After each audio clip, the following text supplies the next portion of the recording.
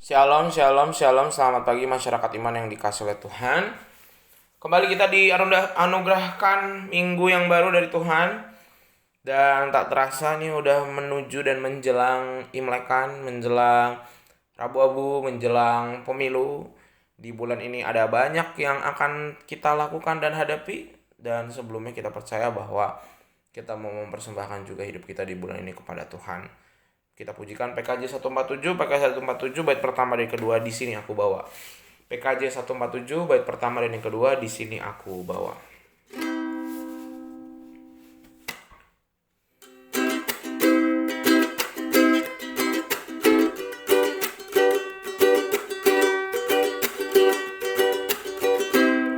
Di sini aku bawa Tuhan, persembahan hidupku semoga berkenan.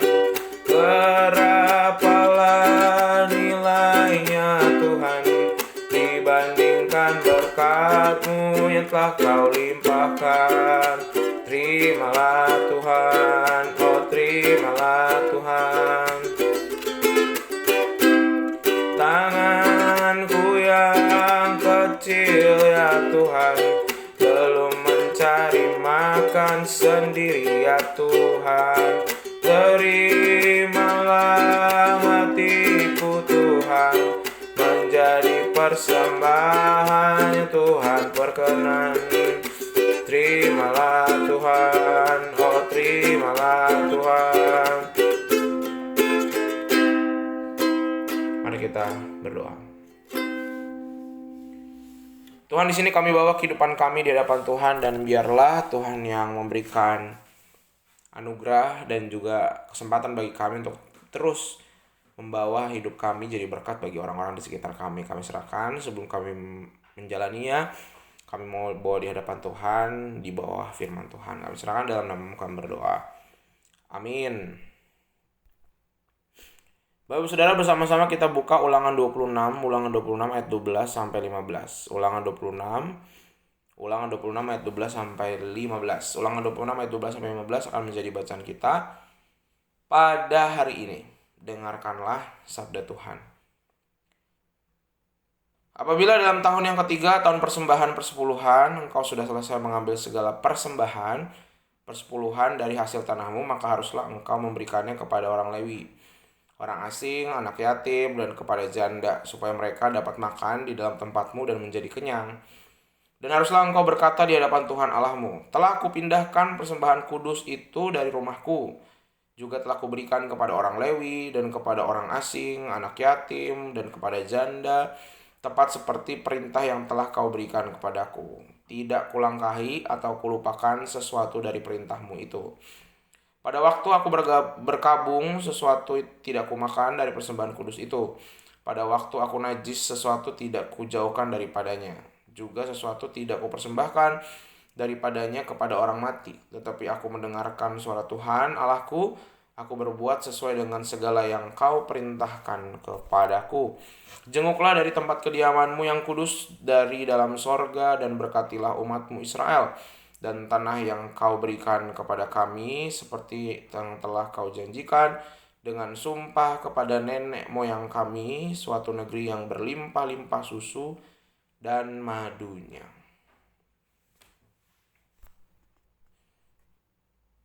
Bapak Ibu Saudara, kalau bicara soal persepuluhan ya, mungkin satu konsep yang selalu nggak jadi hal utama di kehidupan orang-orang GKI ya, tempatnya kita hidup dan bertumbuh.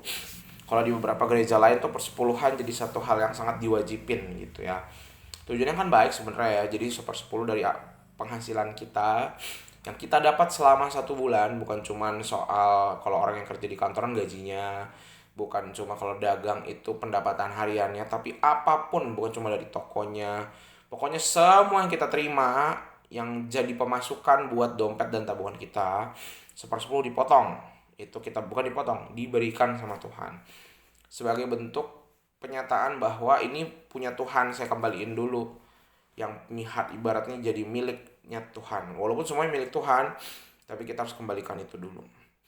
Nah, persepuluhan itu ditambah lagi juga hak-hak orang-orang yang membutuhkan. Saat itu seperti anak yatim, lewi, janda, orang asing. Ya, jadi itu juga kita berikan melalui baik itu kepada bait Allah bisa, tak bisa juga kita langsung kasih ke orang sebagai bentuk persembahan kita gitu ya. Jadi banyak juga bentuknya 20% ya, atau ya 20 dari ini kan 10% dari apa yang kita punya, jadi 20%. Jadi itu untuk menyadari kita bahwa apa yang kita punya itu milik orang lain. Kadang-kadang gitu ya, kita kalau misalnya menghadapi kehidupan keluarga tuh gak mungkin kita nggak lepas dari orang minjem sama kita.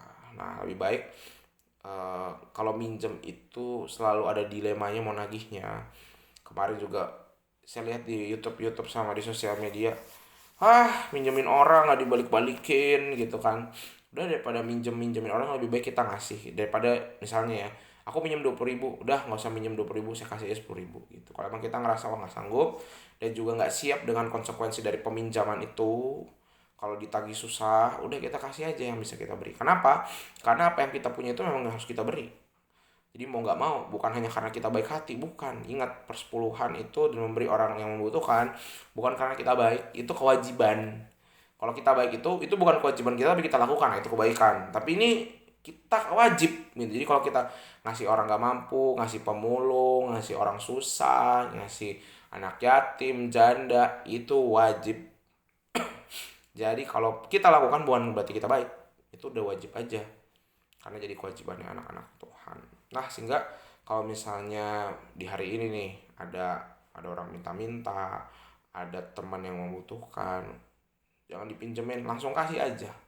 Pokoknya kita bisa berapa kita kasih aja, udah jangan berharap itu kembali dah, karena anggap aja itu kewajiban. Itu aja. Kalau saya nggak ngelakuin saya salah, dosa saya.